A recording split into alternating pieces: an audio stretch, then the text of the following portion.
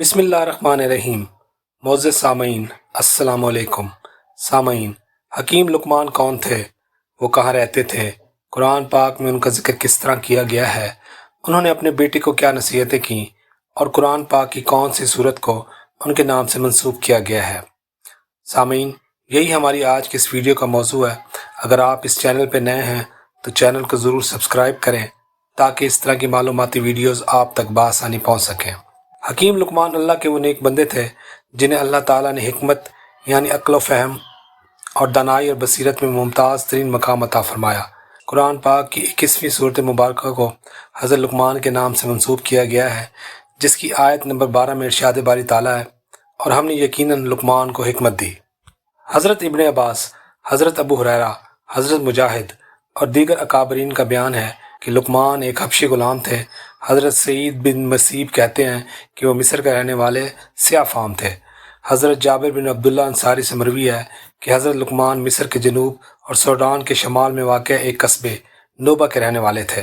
اکثر علماء کی رائے ہے کہ حضرت لقمان پیغمبر نہیں تھے بلکہ ایک پاک باز متقی انسان تھے جنہیں اللہ تعالیٰ نے اعلیٰ درجے کی عقل و فہم اور دانائی عطا فرمائی تھی۔ قرآن پاک کی سورۃ لقمان میں اللہ تعالیٰ نے حضرت لقمان کو اپنے بیٹے کو کی جانے والی نصیحتوں کا ذکر فرمایا ہے، جس کی تفصیل آیت نمبر 13 سے 19 کے درمیان موجود ہے۔ اگرچہ یہاں اس بات کا ذکر نہیں کیا گیا کہ انہوں نے یہ نصیحتیں اپنے انتقال کے وقت کی تھیں، لیکن ہر شخص کی فطری طور پر یہ خواہش ہوتی ہے کہ اپنے موت سے قبل اپنے ورثے کے متعلق تمام معلومات اپنی اولاد کو فراہم کرے۔ چنانچہ حضرت لقمان نے بھی یہ ضروری سمجھا کہ انتقال سے پہلے اپنے غور و فکر، عقل و دانش کا نچوڑ اپنے اولاد کو منتقل کر دیں۔ جوانی ایک نعمت ہے جس کی قدر کرنا اور صحیح رخ پر ڈالنا بہت ضروری ہے۔ دنیا کی تاریخ گواہ ہے کہ دین حق کی دعوت میں نوجوانوں کا بڑا کردار رہا ہے۔ حضرت لقمان نے سب سے پہلے اپنے بیٹے کو شرک سے روکا، جیسا کہ سورۃ لقمان میں کہا گیا ہے، اے میرے پیارے بیٹے، اللہ کے ساتھ کسی کو شریک نہ ٹھہرانا، بے شک شرک بڑا بھاری ظلم ہے۔ امت مسلمہ کے نوجوان طبقے کے علم میں یہ ہونا بہت ضروری ہے کہ اللہ تعالیٰ ان کے ہر عمل سے واقف ہے، لہٰذا نوجوان کسی بھی حال میں اچھا یا برا عمل کرے وہ اللہ کے علم سے پوشیدہ نہیں رہ سکتا۔ حضرت لقمان نے دوسری نصیحت میں فرمایا، اے میرے پیارے بیٹے، اگر کوئی چیز رائی کے دانے کے برابر ہو، پھر وہ خواہ کسی چٹان میں ہو یا آسمان میں ہو یا زمین میں ہو، اللہ تعالیٰ ضرور لائے گا۔ اللہ بڑا باریک بین اور خبیر ہے۔ نماز ایک نوجوان کی زندگی کو سیدھے راستے پر ڈالنے کے لیے بنیادی کردار ادا کرتی ہے، اس لیے اس کو بچپن سے ہی نماز کی عادت ڈالنی چاہیے، کیونکہ نماز بندے کے اسلام اور کفر کے درمیان فرق کرنے والی واحد چیز ہے۔ یہی وجہ ہے کہ حضرت لقمان نے اپنے بیٹے کو جو تیسری نصیحت کی وہ نماز کی تھی، جیسا کہ قرآن پاک میں کہا گیا ہے، اے میرے پیارے بیٹے، نماز قائم کرو۔ بھلائی کا حکم دینا اور برائی سے روکنا اہل عزمیت کا کام ہے۔ وہی معاشرے ترقی کے منازل طے کرتے ہیں جن میں برائی اور بھلائی کے درمیان تفریق قائم رہے۔ حضرت لقمان کی چوتھی نصیحت اسی بارے میں تھی، جیسے کہ سورۃ لقمان میں کہا گیا ہے، اور بھلائی کا حکم دیتے رہو اور برائی سے روکتے رہو۔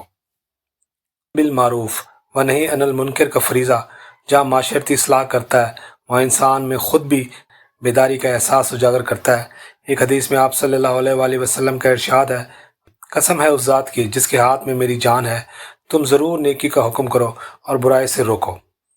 ایک نوجوان کو دین و دنیا کے امور کی انجام دہی کے لیے کسی بھی وقت مصیبتوں اور پریشانیوں سے دوچار ہونا پڑتا ہے۔ اس لیے حضرت لقمان نے اپنے نوجوان بیٹے کو 5ویں نصیحت کرتے ہوئے صبر کی تلقین کی، جیسے کہ قرآن پاک میں کہا گیا ہے، اور جو مصیبت تم پہ آ جائے صبر کرنا، بے شک یہ عزیمت کے کاموں میں سے ہے۔ جب انسان غرور کا لبادہ اوڑھ لے تو تکبر سے اس کی گردن اکڑ جاتی ہے، اس کی چال میں بناوٹ پیدا ہو جاتی ہے اور نتیجہ یہ نکلتا ہے کہ وہ ترش رویہ اختیار کر لیتا ہے۔ حضرت لقمان نے اپنے بیٹے کو چھٹی نصیحت کرتے ہوئے یہ کہا، جیسے کہ قرآن پاک میں ہے، اور لوگوں کے سامنے اپنی گال نہ پھلا اور زمین پر اکڑ کر نہ چل، کسی تکبر کرنے والے اور شیخی بکارنے والے کو اللہ پسند نہیں کرتا۔ کریم صلی اللہ علیہ وآلہ وسلم نے ایک بار فرمایا، جنت میں وہ شخص داخل نہیں کیا جائے گا جس کے دل میں ذرا سا بھی تکبر ہو۔ اور اللہ تعالیٰ نے ایسے لوگوں کی تعریف کی ہے، جیسے کہ ارشاد باری تعالیٰ ہے، اس کے بندے زمین پر وقار اور سکونت کے ساتھ چلتے ہیں۔ مال و دولت، جاہ و منصب اور طاقت کی وجہ سے بعض دفعہ انسان کو تکبر اور غرور کا روگ لگ جاتا ہے، جس کا اظہار اس کی چال اور آواز کے بدل جانے کی صورت میں نکلتا ہے۔ حضرت لقمان علیہ السلام نے اپنے بیٹے کو آخری نصیحت میں چال اور آواز میں میانہ روی کی تلقین فرمائی، جیسا کہ قرآن پاک میں کہا گیا ہے، اور اپنی رفتار میں میانہ روی اختیار کر اور اپنی آواز کو پست کر یقیناً آوازوں میں سے سب سے بدتر آواز گدھے کی ہے۔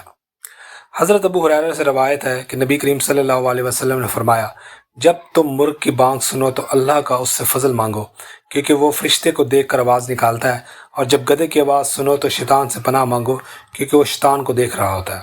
معزز سامعین، یہ تھی وہ 7 نصیحتیں جو قرآن پاک نے حضرت لقمان کی زبانی بیان کی ہیں۔ چنانچہ ایک نوجوان جب راہ راست اختیار کر لے تو اس کے لیے بنیادی امر عقائد اور نظریات کی پختگی ہونا چاہیے۔ نوجوانوں کے لیے پہلی تاکید توحید ہے۔ اللہ پر ایمان لانے کے بعد دوسری اہم چیز اللہ کو غالب القادر اور باخبر تسلیم کرنا ہے۔ معزز سامعین، تو یہ تھی ہماری آج کی ویڈیو۔ امید ہے آپ کو پسند آئی ہوگی۔ اس طرح کی معلوماتی ویڈیوز کو دیکھنے کے لیے سبسکرائب کریں اور بیل کا آئیکن دبائیں۔